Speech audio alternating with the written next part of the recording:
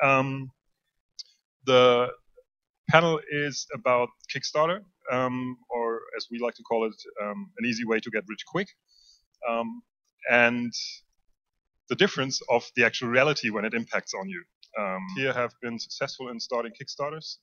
We have been doing Shadowrun Online, which is not the great Shadowrun, but the slightly less great Shadowrun. And as you can see, we made a bit of money for a very ambitious project. So actually, while it's a lot of money, we are a lot of people, so we burn and eat that money pretty quick. What we did get, what that's not shown here, is that we have an average backer investment of $93. So on average, our backers paid $93 each. And there were ways that how we approached that, how that are haunting us now. And we'll talk about that later. And here's the next one. Oh, and sorry, my name is Jan Wagner. Okay, I'll start with that, otherwise I forget again. My name is Julian Mautner. We did Son of Nor. We asked for 150k and we managed to barely get there, but we did. So yeah, it's an action adventure basically, and it's, yeah, it has been a rough ride, and I'm kind of in the same boat as Jan with the Kickstarter rewards. At the end we try to push the average investment of each backer, so we are at 87, I think it was, and now it's haunting us too. Hello, my name is Jan as well. I'm from Czech Republic. We did Kickstarter on Dex. It's a cyberpunk side-scrolling RPG, all done in handmade graphics.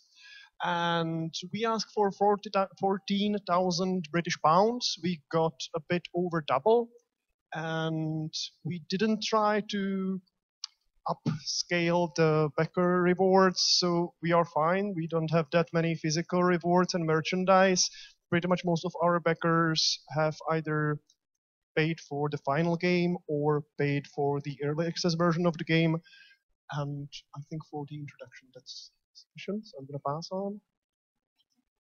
Hello, I'm Alina, and I kickstarted a project called Shrug Island, which is a musical adventure game based on a 2D animation film. I was a part of another company when I started the project, and so the name over there is Amazu Media, which was a company that I developed the project at. As a result of the campaign, I actually created a new company with one of my backers called Tiny Red Camel. I think both of us are on the sort of lower scale of Kickstarter, which is quite interesting in raising a project from early concept, early prototype phase. It has other disadvantages that, of course, when you raise a lower budget, then you have a lot of scaling to figure out even when your campaign is successful. And I think the most interesting thing out of the campaign from a lower scale was the involvement of a very non-gamer audience in communication during the campaign, and that was one of the reasons that it did make it to hit its goal. And I think that's what we can bounce off of, is the actual communication with the audience on the platform may be more important in preparing and thinking about a crowdfunding campaign than the actual budget that is reached. So one of the first things, as you can see, there's sort of different experiences there, and one of the first things, just to sort of to frame it, is what's sort of the best experience you had on Kickstarter? So what was maybe positive, surprising? What did you expect when you were going in? And what is quite different from what you expected, that you didn't really think of at the time, or that turned out to be really, really different from what you imagined it would be for you? So what was very cool is to get suddenly so much attention, to get the first couple of days like hundreds and hundreds of comments, to see your concept being embraced by the community, and to get criticism but in a good way, so really constructive feedback. and that's actually been really, really cool. And then after those first 2 days or so, the roller coaster of emotions kicks in, which is, yeah, one day you feel like, yes, we're going to do it, and the other day, oh my god, where am I going to do? What am I going to do afterwards? And so, yeah, that has been a very interesting experience as well. Just so we don't do Roro. Was there a fear of sort of public failure when you saw that your Kickstarter isn't like there's if you do a Kickstarter as a person that does it, my experience is you always look at those charts where you go, okay, this is projection, there's kick track that does that for you, which projects wrongly because it extrapolates of weird data of the base data and then just sort of says, hey, multiply that. So you always get false expectations, but you always, at least for us, we always went like, okay, okay, day 2, this is how much you get, and then day 1, is there this fear of not reaching the goal, or and then sort of publicly being told your game sucks, or is it more a how are we gonna resolve that? So it's not so much, at least for us, it wasn't so much a fear of public failure and then the humiliation attached to it, but more like when this doesn't work out, the project is going to die.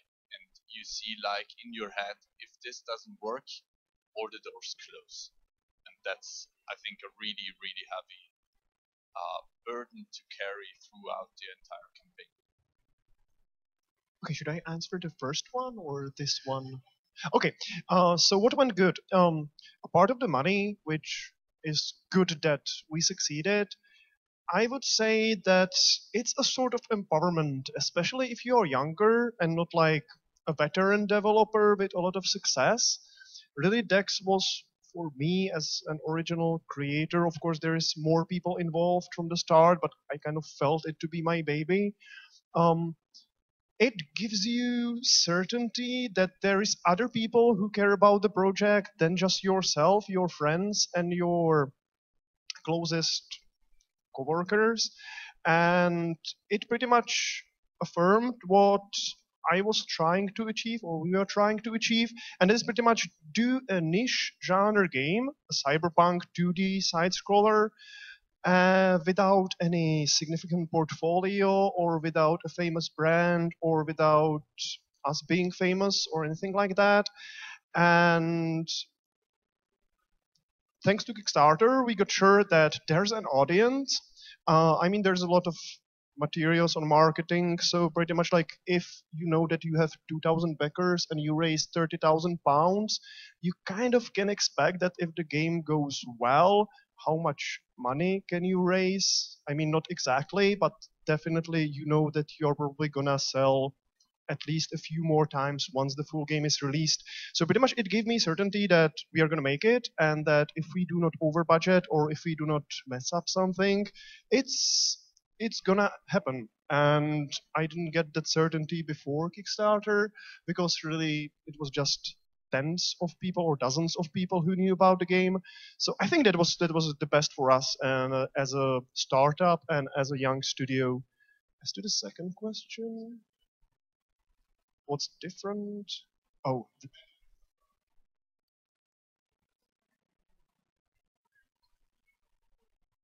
yeah, I must say I'm an organizational type, so I did a lot of preparation in advance, and I must say that we had several scenarios how it may end up, so we weren't surprised. I mean, we had plan for like several financial categories, like hiring that many people or resorting to some emergency plans.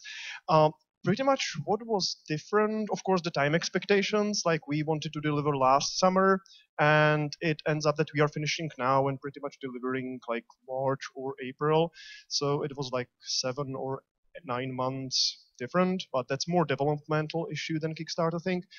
As to Kickstarter, I was surprised about I would say the empowerment again, like the reactions of people and how it impacts me or the team, because it gave us both the financial certainty and this thing from the marketing and business point of view, but it also really raises up your mood because, for example, on Steam, you get wider audience because they are already buying early access that is playable, but in Kickstarter they are buying promises from an unknown person in our case, and yeah, that really raised our mood and gave us the energy boost. So we didn't expect that. We had the expectations as to plans, hiring people, and these sort of things, but yeah, it was really a positive surprise. I mean, also because it's a niche genre, cyberpunk, which is not that overutilized.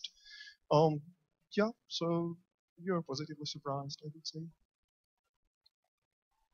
So I think what I would say was the best about the campaign is something similar. It's the engagement that the followers had, but not only people who actually backed the campaign, but as Jan said before, there's a certain validation when you are early on in either a concept or your experience.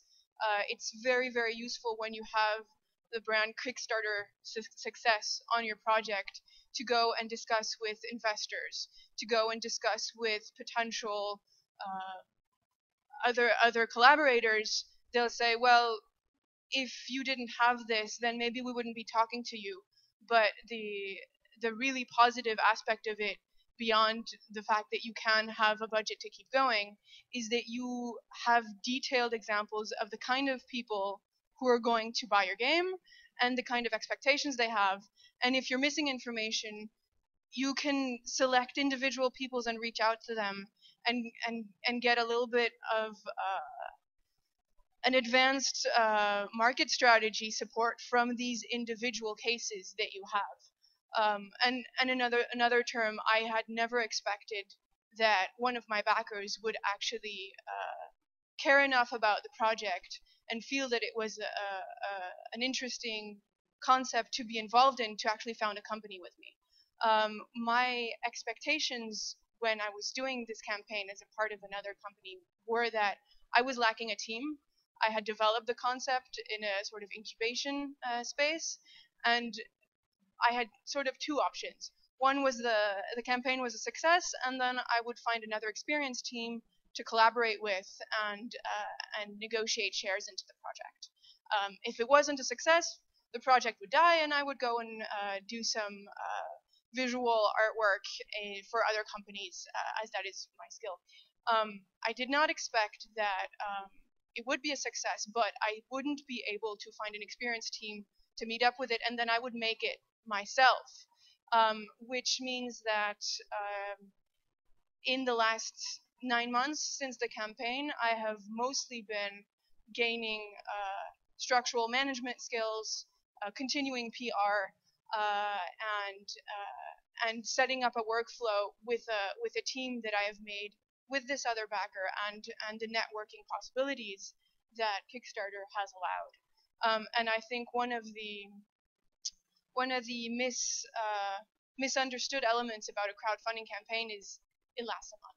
It doesn't last a month. Once you've done a campaign, if it's successful, it may be the next years of your professional life, whether it's with that project or another, the activity that you do and the actions that people expect of you, the amount of communication that you want to keep going and compromising with your audience goes on into your production, goes on into your marketing strategy, goes on into your release, goes on maybe into your next project, both because you've gained those skills, but because that's what people expect of you.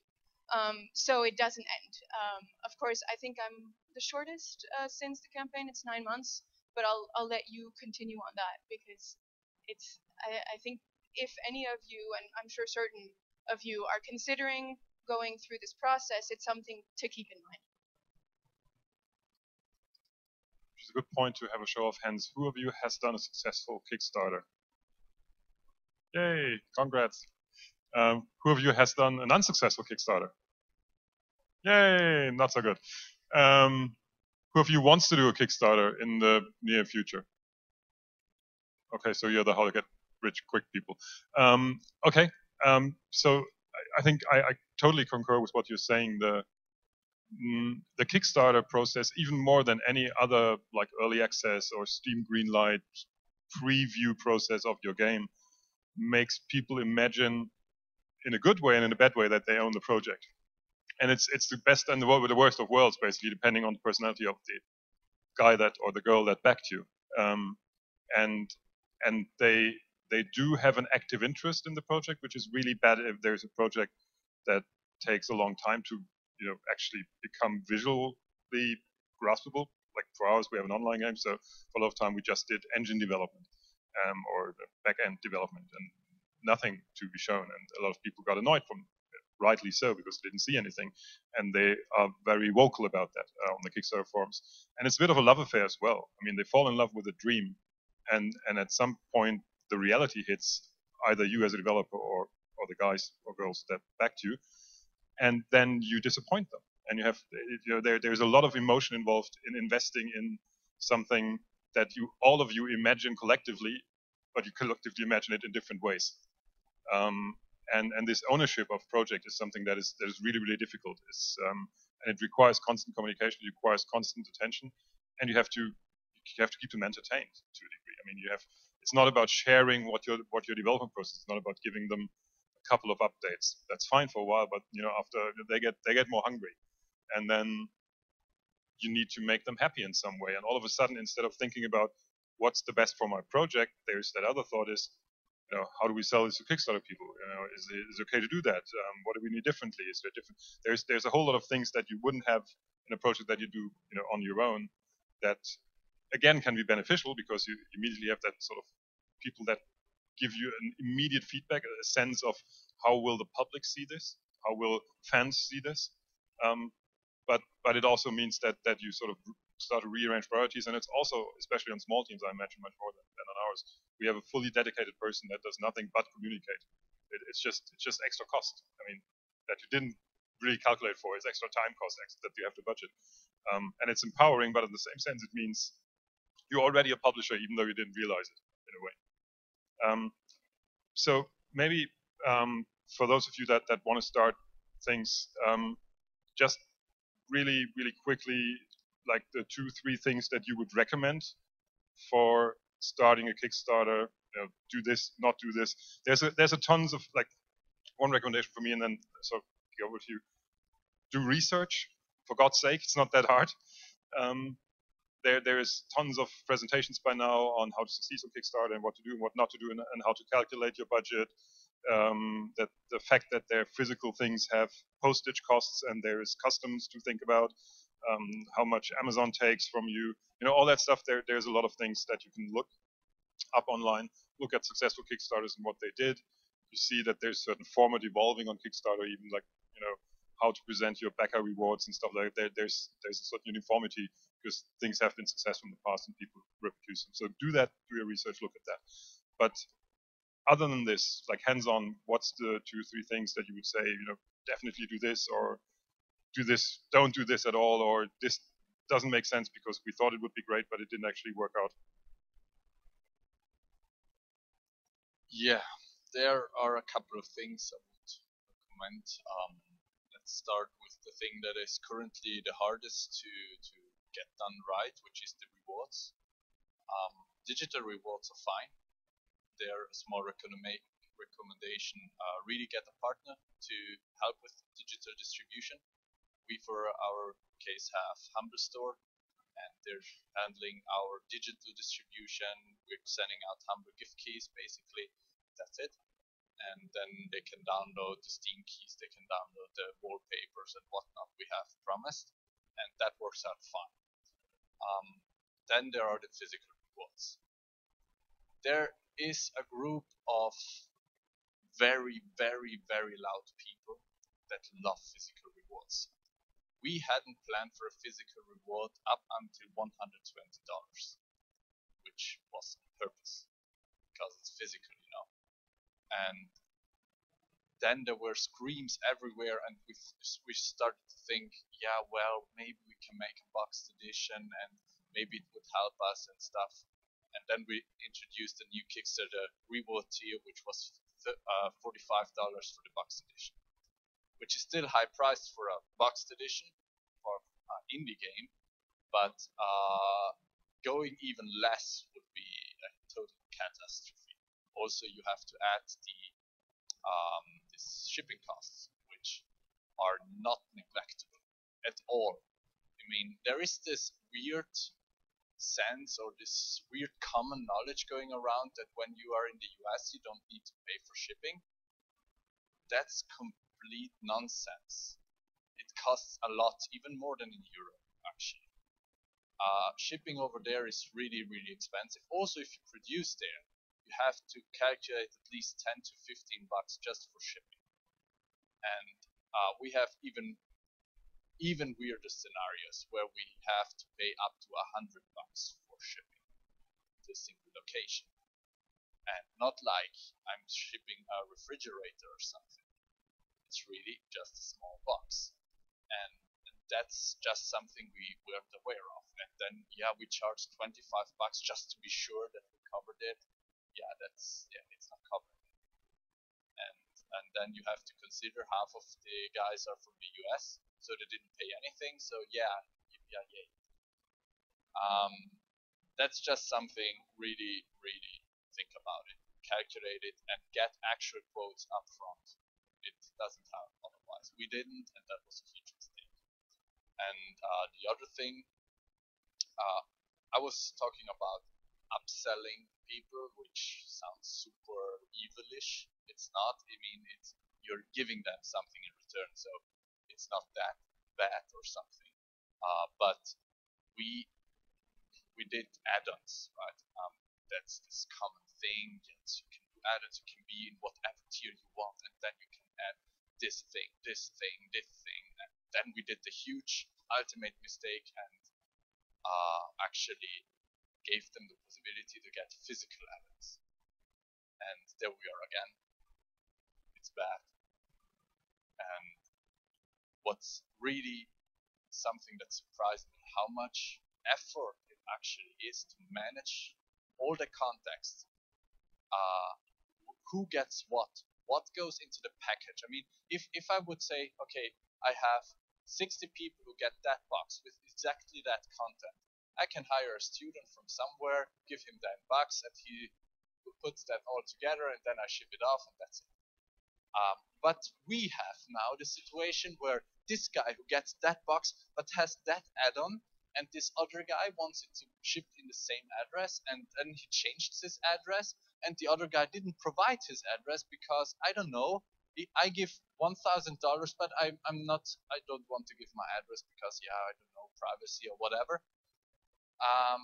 I really don't get it, and it's a super big pain in the ass because I feel like, okay, this guy gave us $1,000. I want to give him something in return, but I can't. I mean, we contacted him with whatever way we know.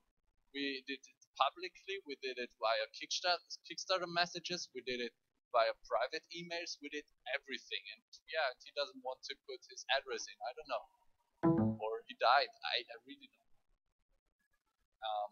In any case, that's just something you would imagine people giving their money and they want to get something back and they would provide you with all the information you would ever need. They don't. You have to run after them. Here, I want to give that to you. Please accept it. Tell me where I can ship it and where I can lose a little bit more money. But yeah.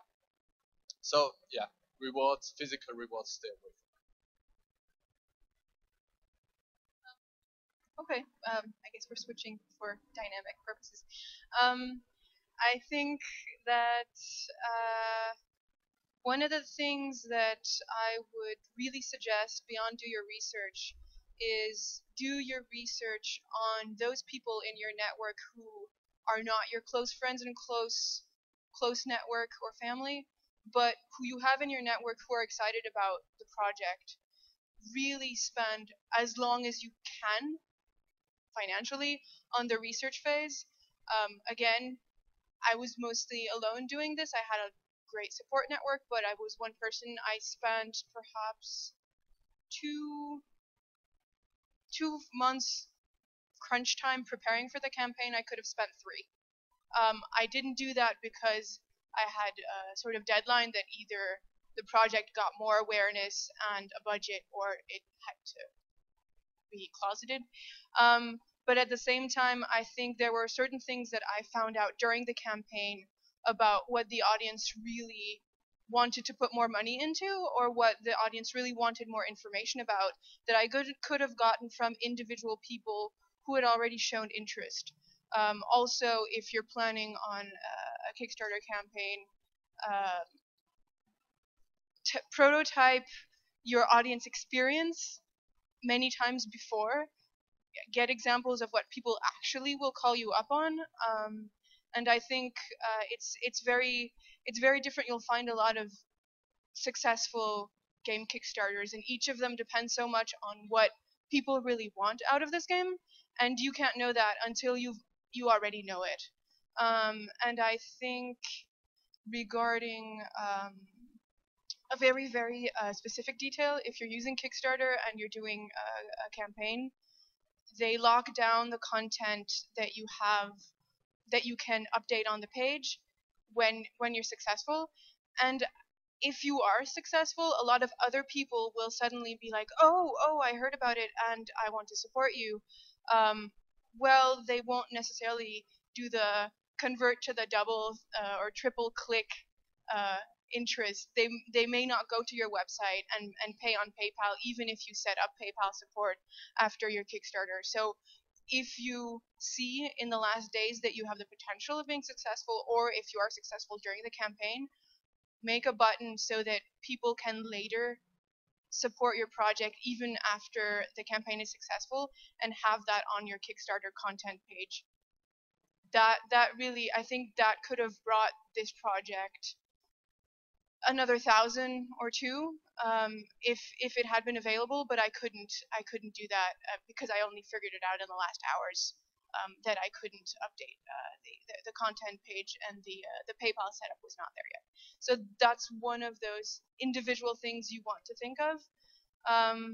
When it comes to rewards, I think again, I'm in another situation because I don't have 6,000 backers, I have 500, so or a little bit less, but I mean, their expectations are a little bit more flexible because I communicate with them. But in terms of the cost to the production right now, it's really useful if you actually pick things you already have in your production, not things that you think, well, we're going to make these things while we're making the game. No, I mean, then you're going to have to take time from the production away to do those things. And this may sound obvious, but when you're building up for a crowdfunding campaign, you mostly think about that and the production needs. And I think it really helps if you actually already have some of those rewards existing. They can be like side work from a team member, or other maybe other producers in your network that have things that are related to your project that you can use. So think about that. Reusability is key, I think.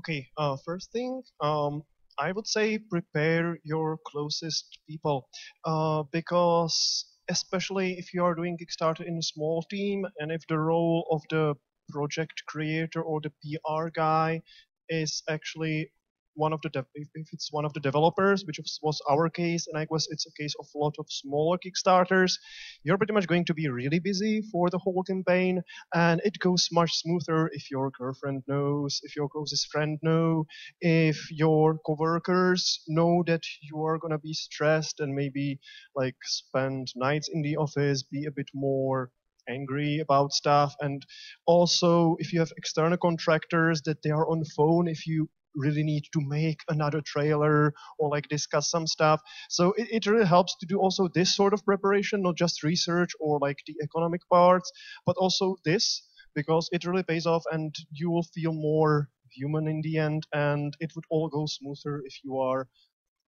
probably going to be crunching a bit, not 8 hours a day, maybe 10 or 11.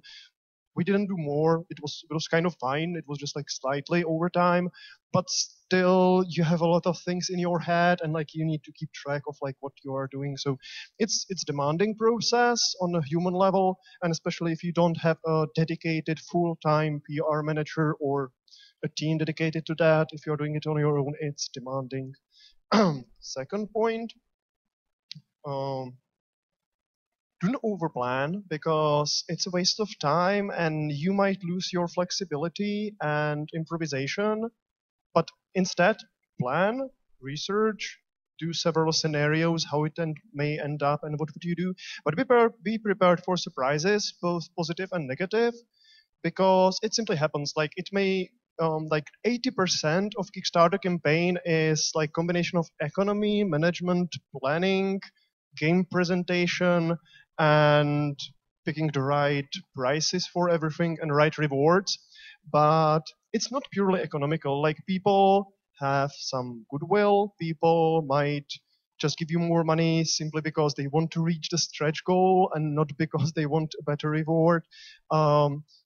Believe in angels because, for example, in our case, we got £5,000 from one rich super fan of cyberpunk genre, and it was like really huge boost because we ended up with 31,000 plus PayPal, but that was like 10%.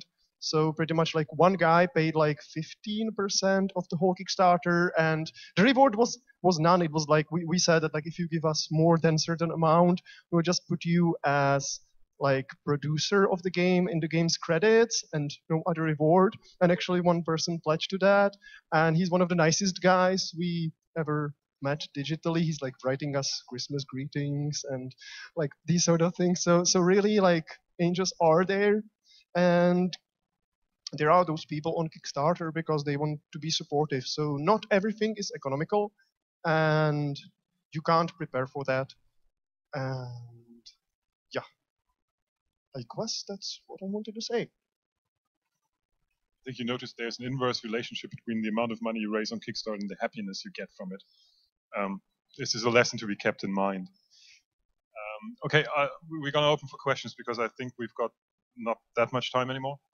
So is there anything that you want to ask these wise gentlemen and ladies? And there's a guy with a microphone, and he's going to decide who to pick first. Because, okay. Hello. I never set up a Kickstarter project, so I would like to know how much analytical functions do you have?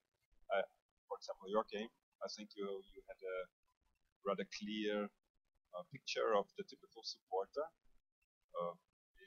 whatever you saw. And can you analyze that if this expectation was met? And so how old are your supporters, where they come from, which gender, and stuff like that? Can you analyze that in Kickstarter? There is no demographic data on Kickstarter itself. There is an idea of where people come from, which is mostly from Kickstarter. So PR doesn't really do much anymore, at least in my experience. But since a lot of them log in by Facebook, you get sort of secondary ways of analyzing that. But there is no, at least the last time I looked, there was no sort of overarching demographical data that you could gain from that. But the sources tell you a bit more about that. I think the actual people tell you more. Yes, so we did, for instance, a backer survey afterwards to also gather, for instance, the mailing addresses. And we asked also for gender and language and age. Some of the backers don't want to provide that. Okay, that's fine. It was just for us to get statistics. And yeah, turns out we were right. It. Yeah, I have pretty much nothing special to this one. I think all has been said. Like there is no detailed demography on Kickstarter, and we didn't collect anything specific because, for example, in our case, being a cyberpunk, which is niche genre, also 2D RPG, which is not a big genre, we pretty much have all countries, all genders. the age group is kind of like 20s to 40s, pretty much the core. So we got a lot of hardcore gamers because it's a hardcore game that has a lot of mechanics, a lot of complicated things like hacking and these things. So pretty much we attracted the backers which we expected, and that's kind of it. Maybe slight things like that being a game with hacking, and for a bit more mature gamers, we have slightly higher percentage of Linux gamers and Mac users, but but no specifically resource for data that would change anything in the process for us.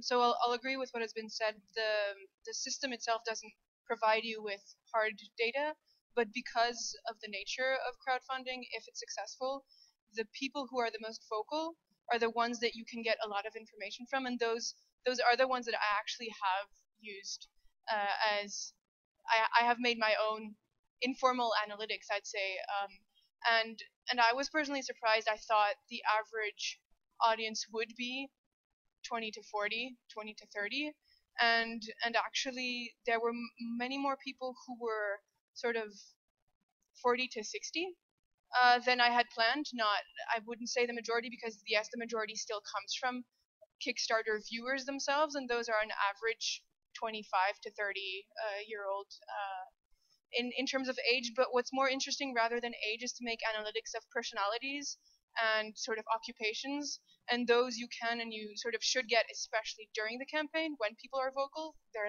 less later, so even supporters, is what do they care about, and why do they actually, what is it about their lives that they see reflected in your project, because those are the things that you should feed off of, and this is where the project can keep being interesting later on, is by finding those things in the audience that they see reflected, and then you can choose what content you bring out at what moment, because oh well, it feeds into this, there's a lot of people in the audience who are interested in the story issue, so you speak more about the story, or there are a lot of people who are actually interested in who are non-gamers, who are interested in perhaps this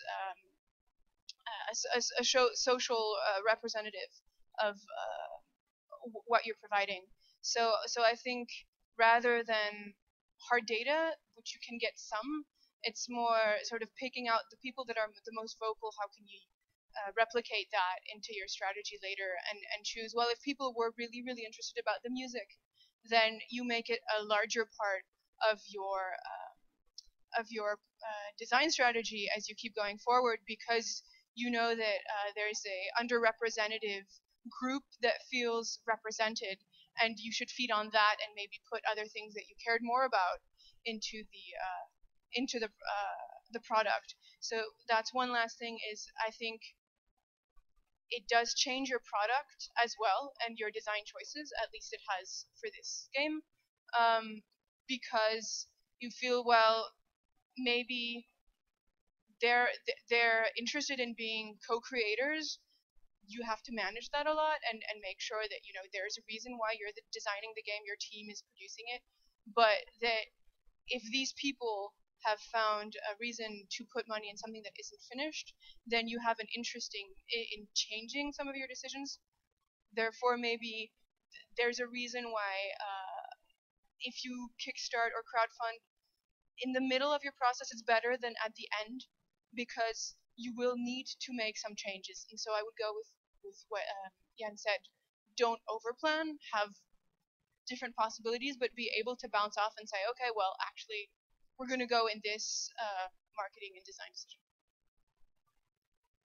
We don't have to each answer every question, because otherwise it's going to take hours. It was nice. I'm just saying, don't feel obliged if you have to.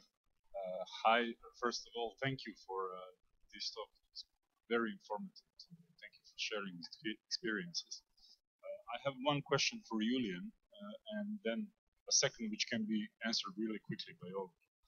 You mentioned having a partner for digital distribution, and if it's a digital content, whether if it's a game, a comic book, or whatever, how do your backers actually receive this content from the distribution partner? Is this distribution partner like an online store, or can it be any server? How do you reach? Do you actually get an email from each and every of your backers, or how do they receive your awards? So I don't know, most of you probably already used Humble Bundle somehow, and they have a backend system where they manage whatever all things or bundles you purchased. And now with the Humble Store, there is also a complete backend for things you can buy. And there we basically are yet another product, so to say. So basically each of our backers gets a product that is not publicly available, but we give that to them with a specific link that just works one time, or even So we this is provide. received through an email, through their email. It's linked to their email. Basically, they log in and then they can claim it for whatever Humble account they have, and then.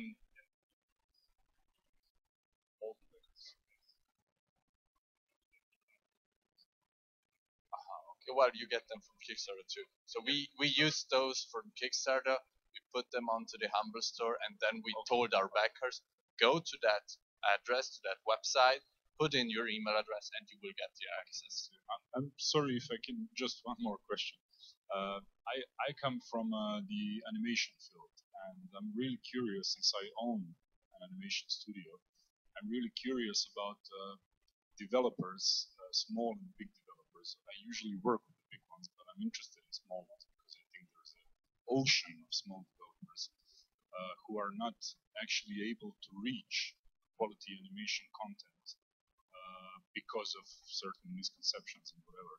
So I'm just curious, what is your, when you plan a budget for a game, doesn't matter about the scale of the game or how big the budget is, what's the percentage that you are actually planning for the animation itself, whether it's, if it's 2D animation, 3D animation, whatever, motion capture, whatever.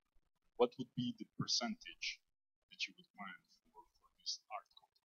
I think the answer would be it really depends on the project very much. It's hard to say, and I think that this goes sort of beyond the Kickstarter. I would suggest you come after us because I think we all have different answers depending on our projects.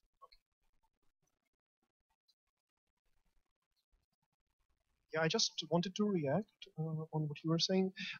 That you might need to change some design decisions or like adjust design decisions. I think that's pretty individual. Like for us, we adjusted different things based on the input from players and the results of the campaigns and things that happened during the campaign. But for example, in our case, we didn't. I think it really depends because with some projects you kind of promise co-authorship of the project to the backers. In our case, it was honestly not like that. We didn't promise that. We presented the idea of the game, and of course, like with anything that you give out through early access, there is a sort of involvement. So it's not purely that they would give us money and in 2 years they would receive a game that would be the same regardless of whether they backed it or not. But we didn't change any of the important things, and we decided for that beforehand that we don't change the core, also because the game was in development for a year before Kickstarter. We were running on private funds, and I think it really depends on the project. So I think that's it. That it doesn't have to be that all the things doesn't necessarily have to be the same. And our backers were fine with that. They were curious about the updates, curious about the rewards, reporting bugs, giving us some feedback. But I think so far they didn't expect to actually adjust significant parts, and we did slight changes to some NPCs and some quests and certain mechanics, but nothing really major. There are 2 to 3 questions left.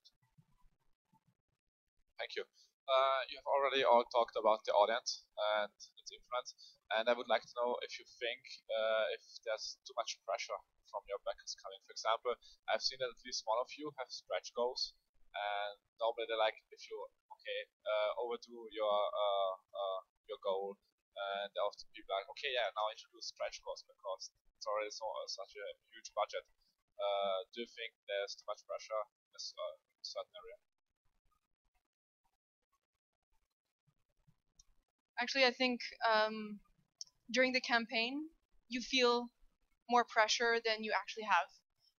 I think this is important to sort of distinguish, because you're so dependent on them during the campaign, and when you see how actually that follows up in the months and years that follow, that some people go and say, oh, put some add-ons in the last days, or put some stretch goals, and actually the most vocal people may not be the most representative either, so use it as you can.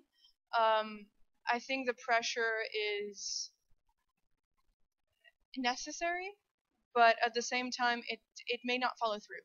So I think at the end of the day, if the important thing is to take that pressure and respond to it, but how you respond is really up to you. And if it's like, well, we're getting this pressure for a stretch goal, but we have a response for it, then it's sort of, it's fulfilled. The people quiet down because they just want attention and some response. If you say, well, we're not going to go and give you another feature because we know that this core mechanic is what the game is really about, and we're going to strengthen that, then you have responded. Then they can't bounce off of that. I agree. I think the pressure comes from somewhere else. I'm just going to try a test. Did your Kickstarter budget fund your game completely? Yours? No, that's the pressure. This is where the pressure comes from. You sell them a game for a price that you know you can't make it for. The pressure comes not from people being, too pushy. There's this guy you have to, But if there's pressure inside the project for overpromising, in your case, as you mentioned, then you overpromise because the budget that you asked for already wasn't enough to do the game anyway. And this is, I think, true of the vast majority of Kickstarters I know. There's very few people that raised more than they expected to the degree that it completely funded their project forever. Most people actually see this as a starting point to get more attention, get people to talk to you, get publishers to talk to you, get private funding, get add on to your own private funding. But this is where the pressure comes from, that if you have promised a project to people and you're not be able to fulfill whatever percentage of that, the less the Kickstarter actually pays for it, the more problems you'll have. And then the backers, obviously, whom, at least to a degree, expect you to be able to fulfill your promises based on the money they gave you, rightly will exert some pressure. And if you then overextend by doing more stretch goals, it sort of increases the problems.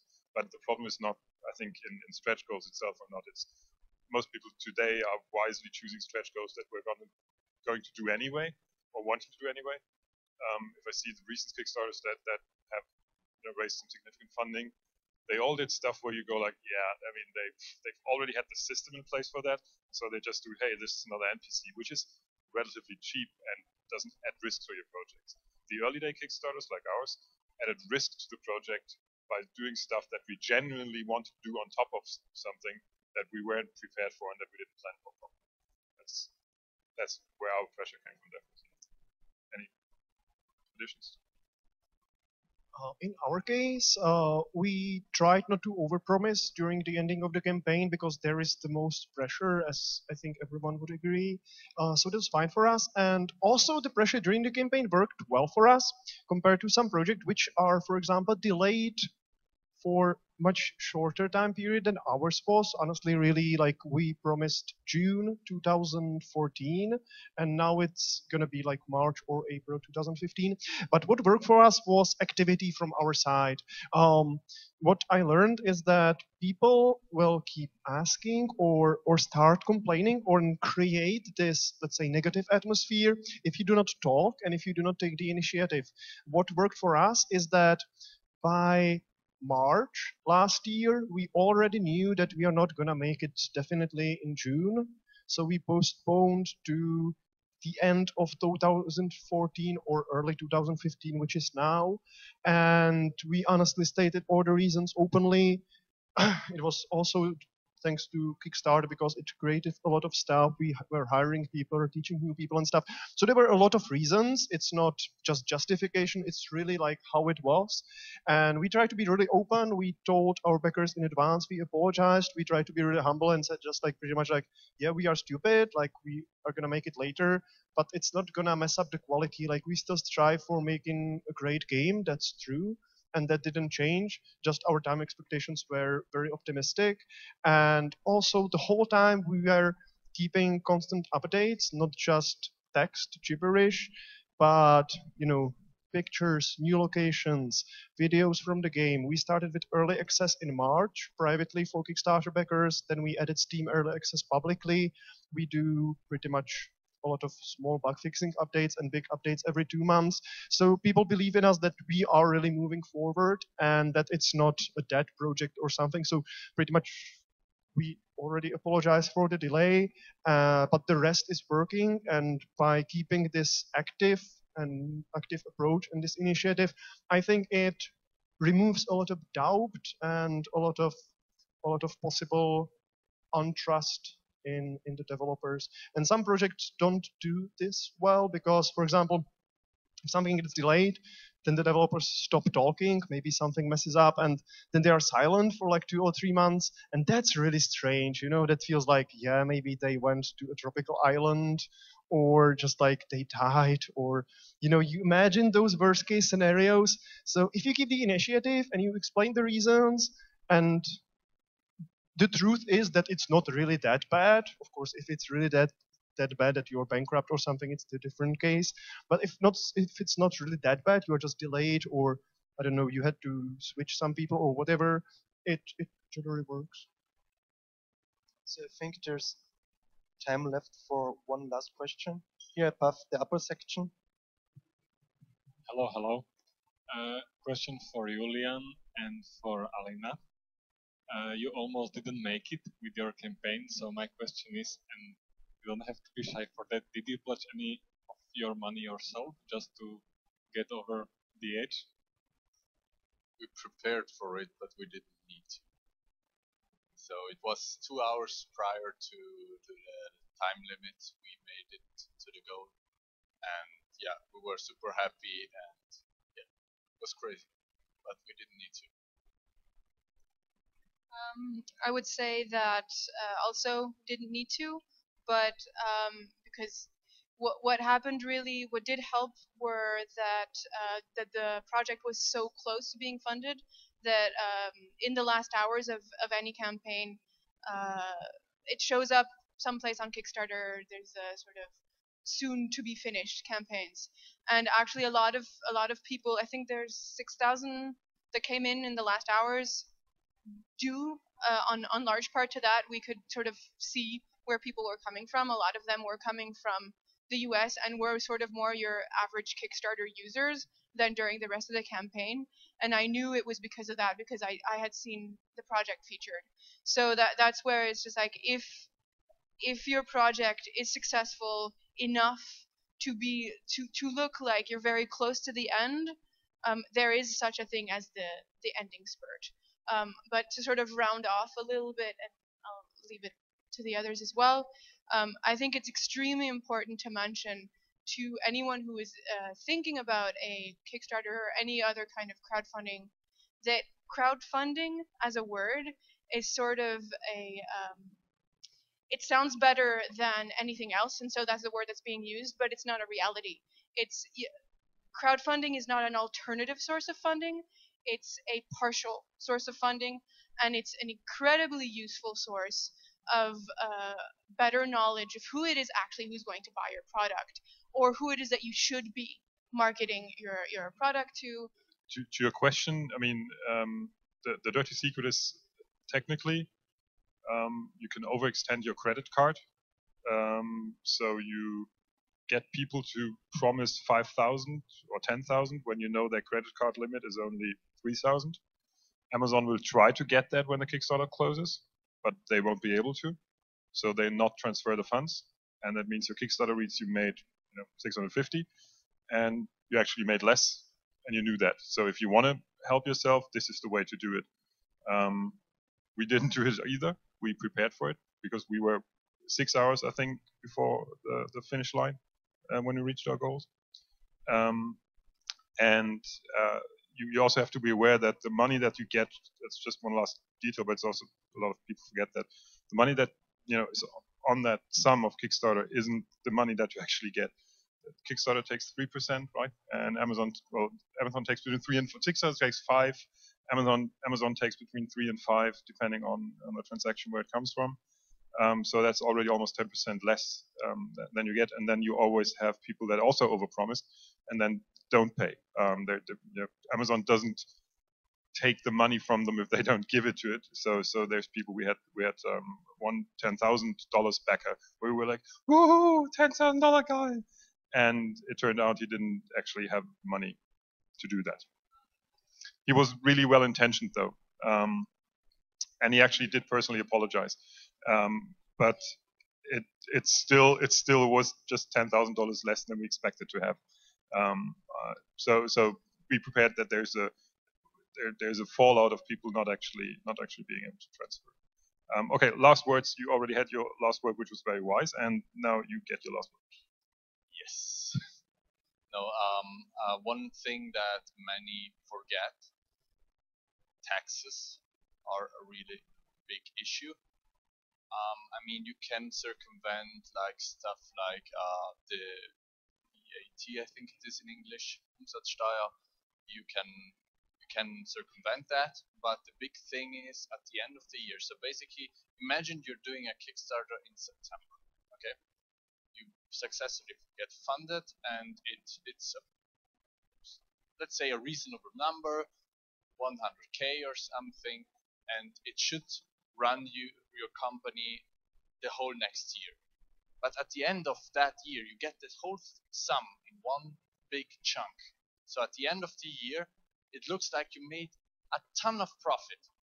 And then the state comes in and says, well, give me your share of it. And that's a thing we didn't plan for, actually. And that, I mean, for us, it wasn't really too bad because we did our Kickstarter in April, May, and we had at least like 7 months until the end of the year. But that's something you really, really, really need to consider. It's booked as a revenue, basically. It's a full revenue, and then you need to take precautions for that. I mean, and also getting the money. I mean, we had an additional company founded in the US. Getting the money from over there to over here is also a huge pain in the ass.